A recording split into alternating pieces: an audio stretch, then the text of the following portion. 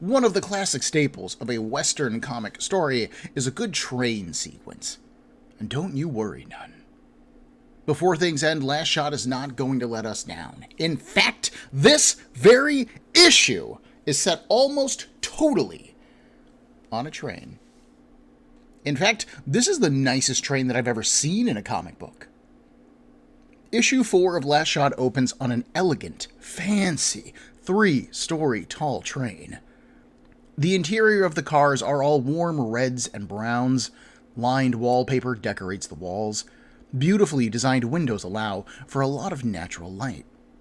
A variety of guests ride on the train, including several holy men, those who nap when traveling like myself, and the occasional beauty. The porter, who is dressed in a fine blue uniform, moves up the aisle, calling for tickets. Only one man gives him trouble. This figure sits quietly, a top hat helping to hide his face. Long hair, the color of straw, helps as well. When spoken to, this figure doesn't respond at all. The porter places a firm hand on his shoulder. "Sir, if you don't have a ticket, I'll be forced to ask you to leave." A devastating explosion rocks the train car. The porter's body is thrown, his head shot clean off, and the remains of his body are riddled with bullet holes. Elsewhere on the train, up at the engine, a stopwatch keeps the time. The captain of the train stands with his hands behind his back. He is a tall man, with broad shoulders, wearing a clean pressed red jacket coat. His pants are a crisp, clean white. Black leather boots run up to his knees. His hair is also blonde, tied at the nape of his back. It matches color with his beard and bushy eyebrows, and a scar reaches across Captain J.T. Ramses's nose. Ramses orders his skipper to shift the train to the third rail for the next stretch of the trip. That track was built by Johnston & West Shipping. It's a good, clean track. The skipper complies, comfortable with the captain's expertise. But the captain isn't comfortable. He sniffs. Something don't feel right. He leaves the bridge and starts to walk his train. As he does, we see him pass through a train car. There is a familiar face. A woman with long green hair. A familiar bangle rests on her right forearm. A veiled hat covers her face. But this is May, the knife thrower from Mullen Caverns, the one who seems to have a connection to Len. But she doesn't catch Ramses's eyes. No, instead, his nose catches the scent of Nolem Deadeye, a popular drink in Last Shot. Corbett offered a bottle of it to Revolver back in issue 1, actually.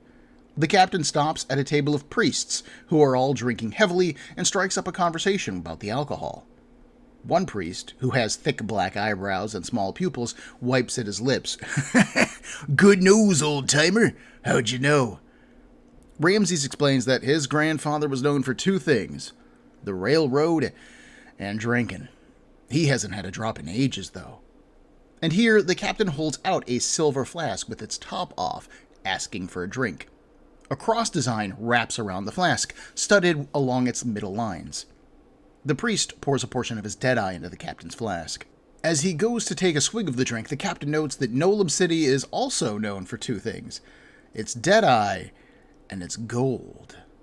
Wrapped around the fingers of several of the priests are gold rings. They're all thrown by his keen senses for a moment, and then they all suddenly start to laugh. You're all right, old-timer, Eyebrows says. Come and sit with us for a spell. While Ramses entertains the priest, we move across the aisle to where our lead characters, Revolver and Len, are sitting.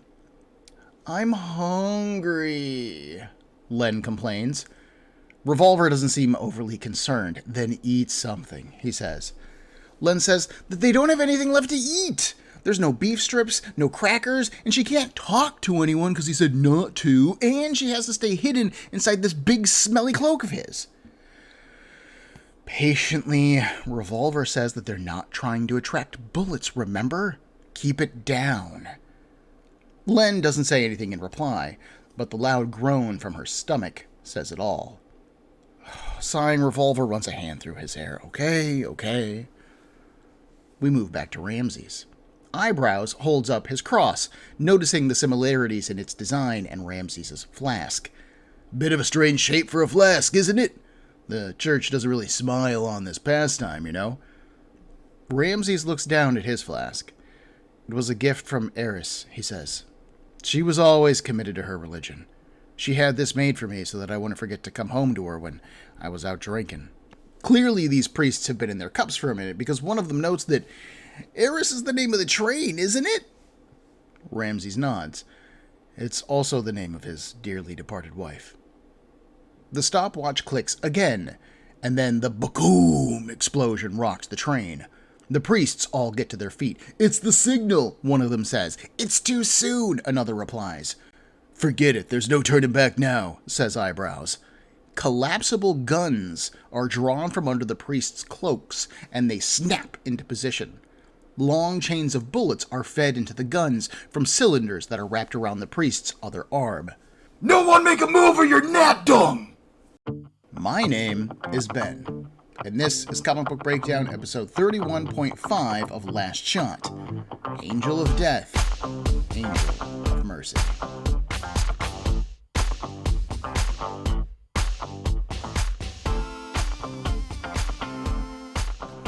Well, all right. That is more like it.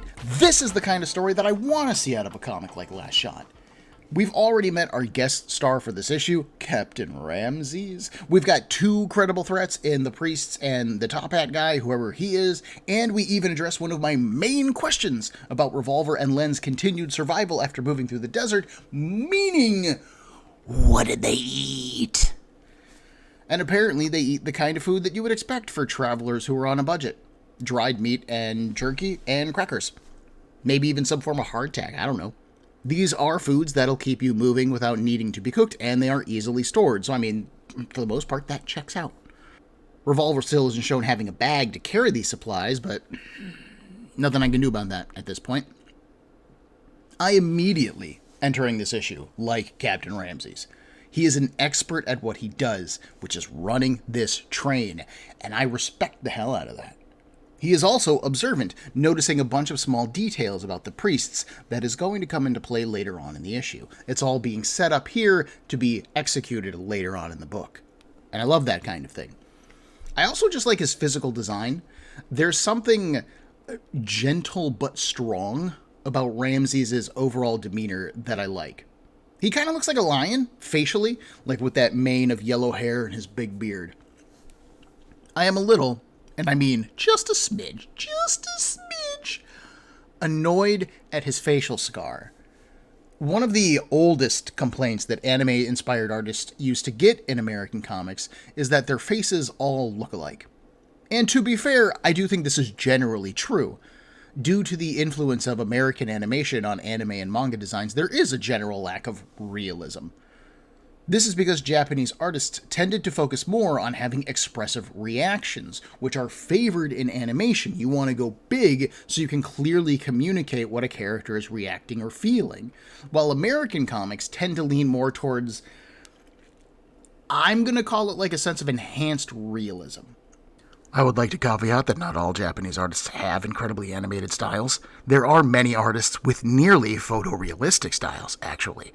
One of my personal favorites is Toru Fujisawa's GTO, which can be hyper-realistic at times. Compare that art style to, say, like Jim Lee, whose artwork leans towards realism but with completely unrealistic proportions, and then tell me who draws more realistically, right? Anyways, I do think that in an attempt to sidestep the everybody's face looks the same complaint, Studio XD has been relying on facial scars to distinguish their cast members. Kraid had one on his face, it went up on the side. The bounty that Revolver collected in issue 1 had a scar across his face, if I remember correctly. I believe one of the loons had a scar, and now we've got Captain Ramses. This could allude to a background element that has barely been mentioned in the comic so far. There has been, I think it's one mention in the background material of this very issue, if I remember correctly, that there was a great frontier war. Mimicking the American expansion west, this was a conflict between settlers, who were the industry leaders paying for the expansion, and the natives, the indigenous people, possibly those Abenaki that Corbett mentioned back in issue 1 that I gave him crap for. These scars could be a neat bit of world building, alluding to these men having survived the war, and that's why they're a little bit harder, a little more rough and tumble. But it kind of feels like an artistic cheat right now, without that kind of background justification. These characters do all feel very different. They all have incredibly different body types, and I do think that Ramses' face is really different from characters like Kraid, Schindel, or Riley. It feels wider somehow, and I don't know that adding a scar to it makes it necessarily better or makes him stand out more. Anyways, I like the opening of this comic. It all works pretty well. Let's get back into it. Captain Ramses, who was knocked back into Revolver and Len's table by the explosion, tries to steady himself. He can tell by how the train is moving that they lost 5 cars in that explosion. Len doesn't care. She just hungrily stares at the sandwich which fell on the floor. Elsewhere, the man in the top hat is walking through the train. 2 of the priests approach him. Wow, that was fast. Their guns at the ready. "What the hell? What are you doing?" one of them says at the sight of him. "You listening to me, buddy?" Instantaneously, between the ticks of a stopwatch, the 2 men are suddenly torn into pieces. Their body parts are strewn all over the hallway, like they are embedded in the walls. Top Hat smiles. And okay, hang on. That's weird.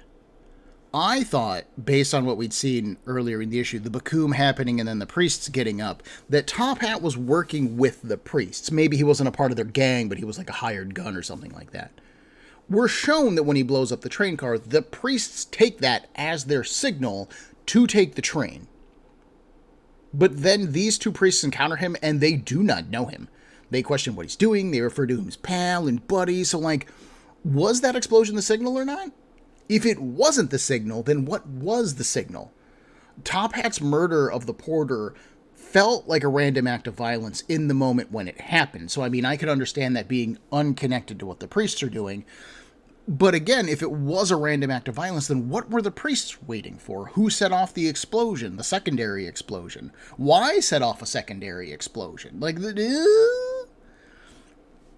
as cool as Top Hat's murdering of these dudes was, this bit of the comic doesn't make any sense to me. And this is, again, it's a single page. This is just a single page, and we're just not... the thing they're communicating is how deadly Top Hat is, not how Top Hat fits into the priest's plan, whatever the priest's plan is.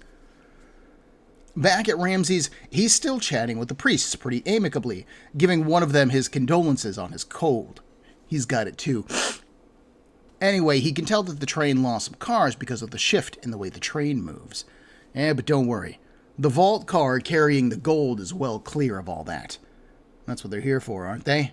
He could tell from the second he saw them. Eyebrows shoves his gun into Ramses' face. "How do you know so much, old man?"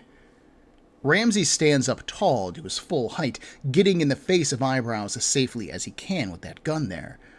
"Because I am Captain J.T. Ramses, the engineer of this train for the last 25 years. I've been running this bucket of bolts up and down the Grand Line for more than twice as long as you've been alive, boy." Eyebrows sneers. "Well, then maybe you know too much." He cocks his gun. He aims at Ramses' face, and a shot is fired. In fact, multiple shots are fired, but they're from Revolver. Hell yeah. The dead bodies of the priests all fall to the floor, unfortunately landing on the sandwich that Len had been eyeing. Ramses thanks Revolver for the help. He knew that the young man just needed an opening. He shakes Revolver's hand, but then he pulls back, thanks to the heat coming off of his guns. Whew! Those hands of yours reek with blood. But I can tell you aren't here for the gold like these others. Revolver says that he's just trying to get the girl to Nolem City safely. Although it's sad to hear that even this place is full of drunks and bandits, he adds quietly. "Well, a real live hero in this day and age," Ramses says, stroking his beard. "I'll get you two safely to Nolem, don't doubt it. But first I have to get these bandits under control. Revolver's eyes thin. Leave the bandits to me. Ramses and Len head for the engine as the train shudders again. It seems that the bridge got some whiplash from that explosion, and the skipper is dead. Ramses takes the helm and tells Len to get on the intertap, which looks like an old-school telegram machine. He tells her to get a message to Norder Station. Ask them to connect to Rail 5, he shouts. If you can do it in under a minute, then we can make the connection. Smiling delightfully, Len says that she's already done it. She's also notified the sheriff about the bandits. Right now, she's chatting with a friend back in Pattontown, if that's okay. Seems Len is away with machines. We saw this actually hinted back in issue 1, when she picked the lock on her collar in order to escape Kraid. It is a small through line for the character, but I like to see it. Revolver, meanwhile, has made his way to the site of the first explosion. The roof of that train car is gone, torn off. The man wearing the top hat is there, his red cloak billowing in the whipping winds. I guess you know I've been following you since Patton, he says. Your trek through the desert wasn't an accident. I would guess that you were trying to draw me out, but I have my own way of doing things. Revolver stares at the man. I'll be damned. I didn't think anyone could have made it out of that hell hole in Urel alive, until I saw the corpses in Mullen. Oh! Top Hat is the Shadowgunner. The wind finally takes the Shadowgunner's hat away. His smile is sharp, his eyes wide. You may have killed me once, he says, but I've gained the power of hell.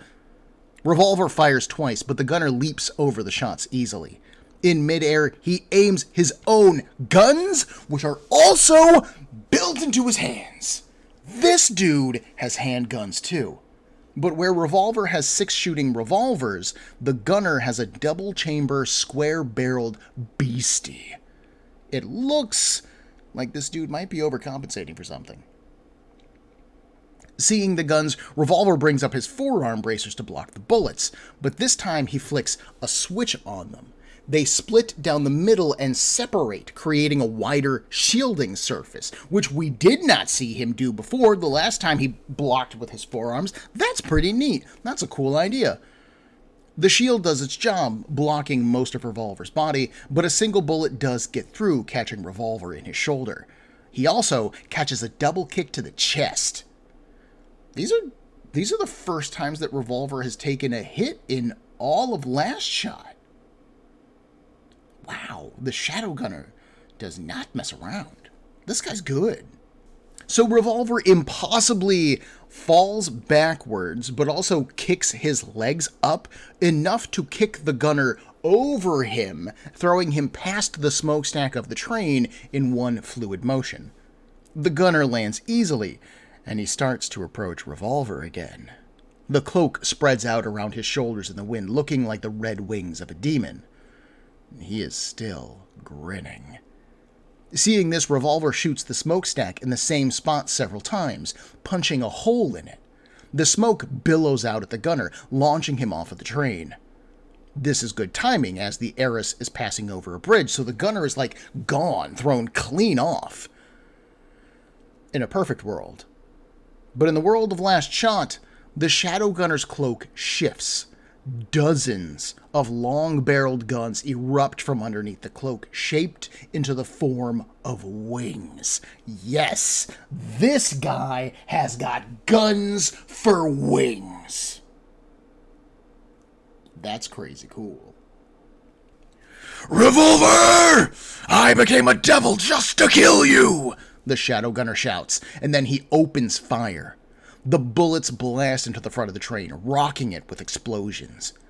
Inside, Ramses covers Len's body with his own, taking several pieces of metal shrapnel in his back, but at least the girl is safe. Ramses lifts her up into a hatch that opens up to the top of the engine. He can feel the train shaking real bad. The bridge is giving way. Their only chance is for Len to jump clear when they make it to the other side of the bridge. He then pulls a handle and dumps coal into the engine. As the train shakes the track below it to pieces, we hear the final thoughts of Captain Ramses. I didn't forget you. In all those years, I've never forgotten you. Eris, I'm coming home. The engine, and a car or two of the train, make it across the bridge before it collapsed. The engine is buried in sand. And soon, so is Captain Ramsey's. Len carefully holds his flask while Revolver finishes burying his body. Did you really mean what you said? Len asks. About getting me to Nolem safely? You've never said that's what you were doing before. She hangs the flask on the cross of Ramsey's grave. Captain Ramsey's had Eris, and we all need someone we can believe in, right? And clearly, she believes in Revolver. He honestly seems pretty touched by this, which is a bit of a change for him. So how are we going to get to Nolem? Len asks, now that the train is gone. The lack of train isn't Revolver's biggest concern. He's more worried about being stuck in the Badlands, the biggest outlaw hideout in all of Nissen. Looking to the east, a sandstorm covers the entire landscape. We can see nothing but orange and brown dust as far as the horizon reaches. Getting Len to Nolem just got a whole lot harder. Before I get into the professional, formal breakdown stuff that I like to do so much on this podcast, that dude had guns for wings! That's so cool! That's too cool! If you told me about Revolver and his handguns and then told me that there was a character even more ridiculously armed, I wouldn't have believed you. Guns for wings? Wings? Made out of guns? That's literally too stupid to be real. I would argue that's even too stupid to be this cool. It's impractical. It's impossible. It doesn't make any sense in any way, shape, or form, no matter how you look at it. Where did the guns come from? How are they loaded? How are the bullets explosive? Because they did blow up the train's engine, and you're not going to shoot a train engine with a regular gun and have it explode. How can heavy metal wings keep the Shadowgunner aloft? How does he aim them at anybody? How does he fire them? I don't know. I have no idea, and quite frankly, I don't really care because it's so cool. That said, all of those complaints do stand from a conceptual standpoint. Nothing about this idea is practical or realistic or explained at all. If you ignore how totally awesome it is, and it is totally awesome, I'm honestly still kind of okay with this because it really feels like our author, Locke, is setting this character up for a long, complicated, antagonistic role in Revolver's life. If Last Shot had gone on for 4 more issues, I am sure that the Shadowgunner would have turned up again, and maybe we would have gotten more information about him that would have explained these things a little bit more. So I'm willing to give Studio XD the benefit of the doubt regarding pretty much everything about this character. We have seen enough weird advanced technology that you could come up with some kind of bullcrap explanation for how gun wings work, and although I won't believe it in the real world, I would go, well, in the world of Last Shot, I guess it makes sense. So, yeah. With that out of the way, this confrontation between these two characters revealed quite a bit of new information. We now know who the Shadowgunner is, and we also know that it isn't Revolver, which is a bit of a relief. Given that the Shadowgunner killed 500 people back east, that's a relief. I'm assuming the act was done in Urel, which Revolver mentioned when these two encountered each other here. We know that Revolver did something to the Shadowgunner, and that the Shadowgunner wants revenge about it, and that's just the stuff we learned about Revolver. But I do have some, traveling questions. So all of this backstory stuff happened in the east, in what appears to be the city or maybe the territory of Urel. Revolver then headed west, where he has been ever since, acting as a bounty hunter in order to pay off his debt to Aiden. It would seem to me that after almost dying at Revolver's hand, the Shadowgunner then underwent a similar process, and not only had his own handguns installed, but he had wing guns installed too. Again, that's stupid cool. He then began to hunt Revolver down. From what the character has said, the gunner has been stalking Revolver since Hamilton City, which is where Revolver met Len in issue 1. But then we see that the Shadowgunner passed Revolver's route arriving at the Mullen Caverns before him, which is where he slaughtered the morning shift crew. How did the gunner pass Revolver? And if you're going to tell me it was with his wings and he just, like, flew over the desert, then why go to the trouble of sneaking onto the train now? Why not just follow Revolver and Len from above if you can just fly indiscriminately? Given that Captain Ramses mentions that this train is carrying gold to Nolem City, I'm assuming that this train left Mullen Caverns, and that is why we were actually there last issue, which was one of my big complaints about issue 3. Revolver and Len had no reason to be there. Instead, Revolver was looking to dodge all of the gunners and crazies that occupy the desert by keeping their heads down and taking the train, which is an idea that I actually really love. That's super smart. It's one of those things that I didn't think of at all when I was reading the issue, but if you put together last issue's clues about the mines producing gold and then shipping them out by train, with this issue's premise that of priests attempting to rob the train of the gold that it was transporting, then you get a kind of fully competent plot where before it looked like buffoonery. That's actually super cool, and it's an incredibly bit of subtle storytelling by our author that, again, I wouldn't have expected at this point. But as much as I love that, if this is the case, then the Shadowgunner killed those people at Mullen Caverns, stuck around long enough to board the train, and continue his hunt for Revolver. And again, why go to all of this trouble just to kill him now? Why wouldn't the Shadowgunner attack him at Mullen Caverns when he was locked into the room? You could maybe, and I'm talking maybe, make an argument that attacking Revolver on the train limits his mobility, right? So he can't dodge your bullets very well because he's in an enclosed space. And given that the Shadowgunner's strength relies, really on having, like, many, many guns, it would almost make sense to box Revolver in and then pull out the wings and just blow everything up. And we do see the Shadowgunner moving through the train, but he ends up back at where he exploded the train. When he and Revolver fight, they are fighting on the top of the train. There is no boxing Revolver in. If the Shadowgunner is as powerful and murderous as he has been shown to be so far, wouldn't it make the most sense to just have the Shadowgunner wait in Mullen Caverns with everybody else? Like, even if he loses his 2 handguns, he still has the gun wings. And it's not like that knight did a pat down to make sure Revolver had the rest of his weapons. The Shadowgunner could have gone into Mullen, waited for Revolver to show up, the door closes, and then he whips out the gun wings, and then he just kills everybody. Period. He doesn't even have to kill just Revolver. He could kill everybody there. And then leave. Actually, I wonder if if Mullen Caverns can only be opened from the outside, it wouldn't make any sense to kill him from the inside, would it? But it has to be open to the outside because there's a train, and there's no way this 3-story train was fitting inside that door at the beginning of issue 3. That doesn't make any sense either. Nor does the rest of the Shadowgunner's actions in this comic, because he blew up the porter, and then he left that area long enough to kill the priests that we saw, and then he came back to the exploded area? Like, why? He doesn't know that Revolver was going there. He's got no reason to be there. It just doesn't make sense. And then later on, when Revolver and the Shadowgunner are fighting, it looks like they're on the engine of the train, despite the fact that they have not been moving up and down, leaping from train car to train car. They've just been fighting on the one single car.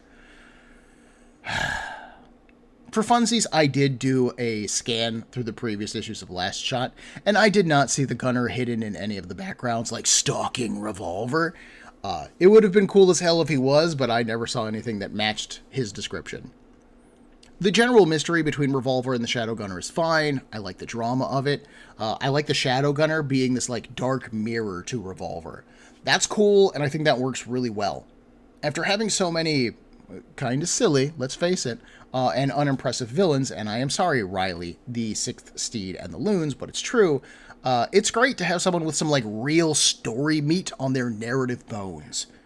Like, if Revolver is the Batman of this comic, then this character feels like the Joker. And I think that's great for the story, and honestly, I think it's something that the story really needs. We've got a really good plot structure, but we don't have a really good antagonistic structure for anything going on here. And so I extremely like the Shadowgunner, if that wasn't obvious at this point. We also got a new bit of information on Len. Technically, I guess we got two new bits of information on Len. When Ramses needs her help in the engine, she automatically knows how to know the intertap, which again looks like a telegram. What's more, she is fast at it, sending messages at the speed of a smartphone text. As I pointed out before, Locke has set up this idea that Len is good with technology or maybe machines, take your pick. So is this something she was born with, or is this something that she was made to do? Again, we don't know a lot about Len's background, and that leaves a lot of mystery to be explored moving forward. Secondly, Len comments that she's chatting with a friend in Patton Town, where she first came from. That's where her memory starts. And she hasn't said anything about having friends before. And if she does have friends there, why weren't they the ones keeping her out of the clutches of various gunners? Why didn't they help her on her journey east? Is this the same person who named her? Because again, she woke up in Patton Town and someone gave her the name L3N. And these aren't complaint questions for the most part. These are intriguing questions. These are things that Len did not mention before when she seems like she's been pretty open about her background that make me go, why would she hide this from us? What is going on here? It feels like there's more story going on, and of course, I'm intrigued to know what that story is. I wouldn't be here if I weren't. We also see May on the train before things get crazy. So she is close by. Is she just, headed east herself accidentally, and this is just a coincidence?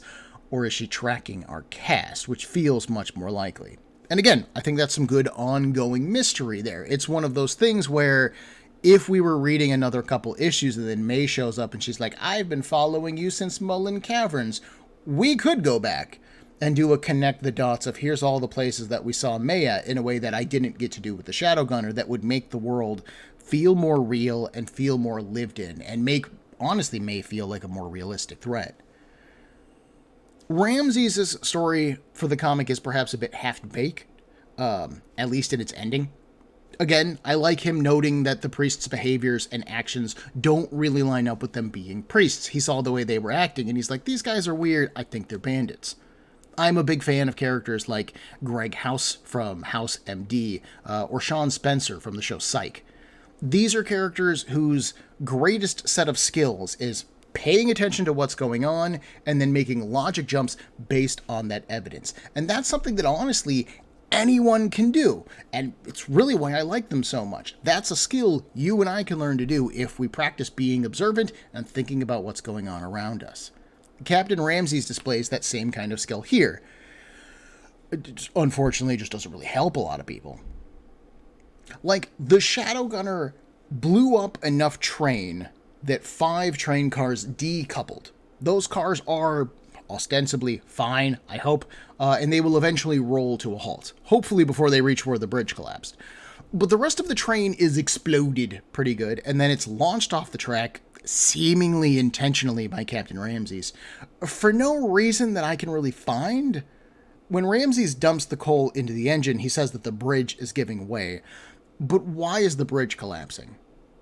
I get that the creative team had it collapse because it's dramatic AF, but there's no story reason for it to happen. Nobody was attacking the bridge, nobody blew up the bridge, and the fight between Revolver and the Shadowgunner was happening 3 stories above the bridge. Remember, the Shadowgunner's in midair, and this is a 3-story train.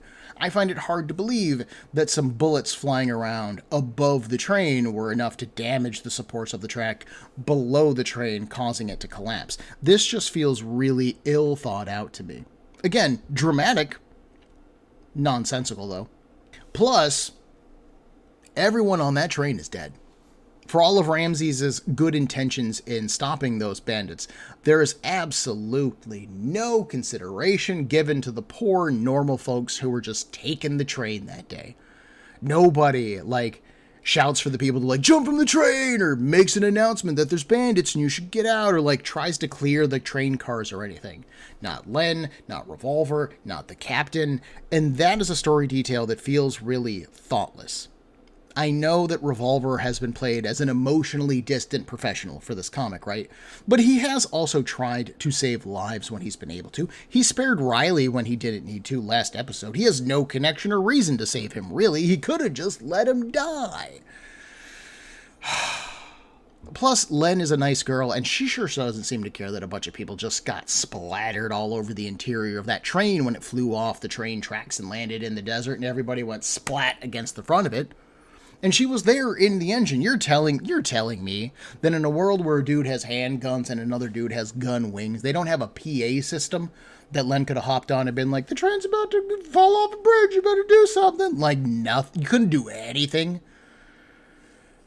I know that I pointed out that, like, death is a lot more common in the world of Last Shot than, like, in our world. It feels much more present all of the time. But god dang, does nobody care about a train load of people dying? It feels so careless to have our lead characters mourn the death of Captain Ramses, but not mourn the deaths of any of the innocent people on that train. There are no other graves. There is no consideration given to the fact that, you know, this is a train that has 5+ cars with 3 stories tall, so it is probably filled with people, and we just walk away from it. And I mean, I kind of get it, because, like, Captain Ramses he's a pretty cool dude, and we got to know him at least a little bit, but we didn't really get to know anybody else on that train, so who cares if they died, right? Like, it's almost the exact inverse of the problem I had last issue, where I don't care about a bunch of people dying at Mullen Caverns because Revolver doesn't, where here I am upset a bunch of people dying because Captain Ramses made a specific effort to save Len. I'm going to save this little girl. Everybody else on my train I don't care about, which just doesn't feels like it fits his character, right? The whole time he's like, I'm this responsible train manager, and I want to make sure we get to our destination in such a timely manner that I'm going to ask that somebody switches to the Johnston and Welling track. That's a good track right there. But when everybody on your train's life is put in danger, you just go, oh, shit. No swearing. Happens, I guess. Artistically, this issue is still really solid. We've maintained the same creative team throughout Last Shot, so once you decide if you like the style or not, you're probably settled for the most part. But of note, I really liked being inside the train in this issue. The wallpaper of the interior was this nice dark red, broken up by the light of the tall windows with a clear blue sky outside of them. All of the backgrounds, because we're inside, have this really neat, like, paint effect layered on, or maybe it was just painted digitally and so it looks more like paint, but it makes the comic feel even more like an anime or a cartoon, where the background has these really carefully rendered colors, and then the characters in the front look brighter, as if they were on an animation cell. And I totally dig that. As someone who is a fan of cartoons and anime, that's just a small detail that I don't know if it was intentional or if it was accidental, but to me, it works really well. Charles Park got 2 chances to show off his 3D modeling skills as well, which he hasn't had a lot of room for in the comic. There is a ticking stopwatch that runs throughout the issue. I mentioned this at the beginning of the comic, but I'm not really sure why it runs throughout the issue. At first, I thought that it was Captain Ramses' stopwatch, and that he was using it to keep time on the train, right? Make sure they were on schedule, that kind of thing. But Ramses is never actually shown with it. I kind of, like, made up this image in my head of Ramses standing at the front of the train at the beginning of the issue with the stopwatch in one hand and his other arm behind his back, and then he would, like, click it shut. But that never happened. That's totally on me. Ramses is never shown holding the stopwatch. So I figured, well, maybe it's one of the priests, and they used it to time their robbery, right? But it couldn't be, because they were also not shown with the stopwatch, and the explosion that they hear appears to be their signal to start, not a clock that somebody has, so again, that doesn't match up. And so then maybe it was the Shadowgunners. Again, he isn't shown with it, ever, but we're kind of running out of options for who owns this goddamn watch. And when the Shadowgunner attacks those 2 priests, the stopwatch is used to show how fast his attack is.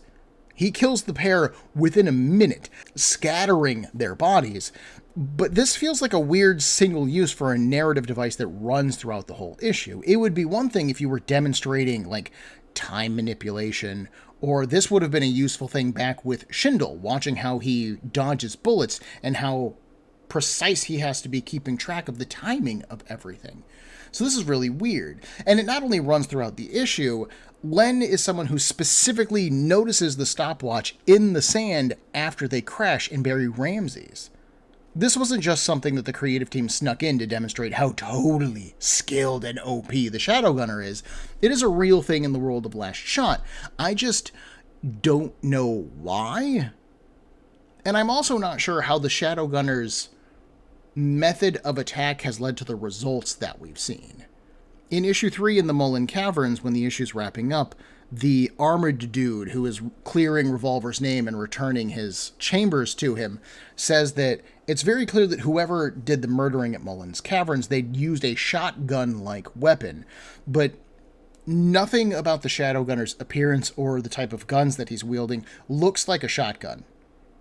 They look like, I mean, if they're rifles, they're square-barreled, which is weird because you're just using a lot of excess metal that you don't really need to reinforce those. You know, part of the reason that a gun has a typically round chamber is you need less metal in order to do that, which costs less and that's thus then cheaper to produce. So why you would have these huge square-barreled guns is a little weird, to be quite honest, but they all look for the most part like rifles, except for his handguns, which just look like a standard issue like handgun or Glock, but I don't know, like 6 inches too long. None of these look like shotguns. So the damage in Mullen Caverns doesn't really match up. And then when the Shadowgunner tears apart the 2 priests in the train, I don't understand how they're torn apart and like embedded in the walls. Like I could understand you shooting them and blowing them away and that tearing them apart, but they wouldn't embed in the walls. There wouldn't be enough force to push a lid in and through and bend metal and then keep it there. You would just splat and fall off. So I think that's really weird. And then here at the train engine scene, when he shoots the engine and the engine somehow explodes. I mean, these could be explosive bullets. We're not told. I guess they could be. But that, again, also feels like a huge different change from what we saw in Mullen Caverns, where these dudes were just shot to death. They weren't torn apart. They weren't embedded in the stone of the wall. They didn't explode. They were just shot to death. So I do think there is an inconsistency to some of the like background concepts of the Shadowgunner. But again, at this point, what are you going to do? What else was there?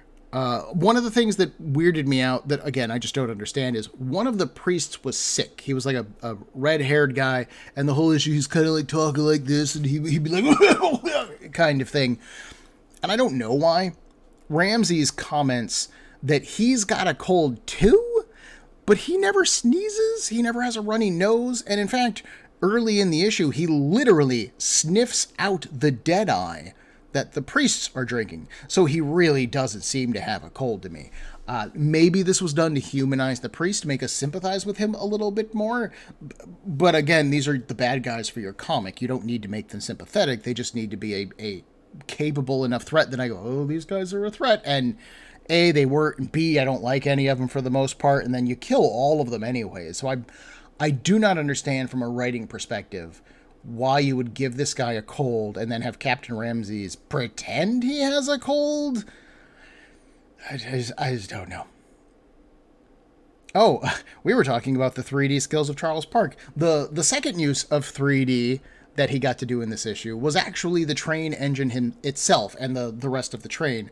Park modeled the engine of the train on a coffee machine in Studio XD's office, continuing the trend started with the vacuum back in issue 1. He also modeled the cars, and I think that he might have done the interiors a little bit. The windows that we see are all perfectly rendered in like exactly the same size and position, despite using different camera angles to look at them, which leads me to think that they're a 3D environment. So either Longbow is really good at drawing that type of window and he just nailed it, or they are computer elements that are used throughout the comic to maintain consistency. Either way is fine. I think they look good. I just think there's a little bit more to it than drawing with a hand. We then end the comic with a really dope setup. That Revolver and Len have to pass through the worst, most dangerous part of the desert on foot by themselves with no supplies. But unfortunately, there was never any more Last Shot. Exploring why is going to have to wait an episode, I'm afraid. There is a ton of background material that I just haven't covered yet. I want to explore why issue 3 didn't work for me almost at all, but issue 4 did, and they're like very conceptually, they're very much the same kind of comic, but one of them I'm like, this is garbage, and the other one I'm like, this is cool. And I kind of want to explore that with you folks for a little bit. I also want to talk about the origin of the comic, which I did not realize they tell us in the background material of issue 4, but that's going to take a minute. And I also want to talk about the kind of sort of cut short life of the comic, right? This wasn't planned to be the end of Last Shot. This ended up being the end of Last Shot.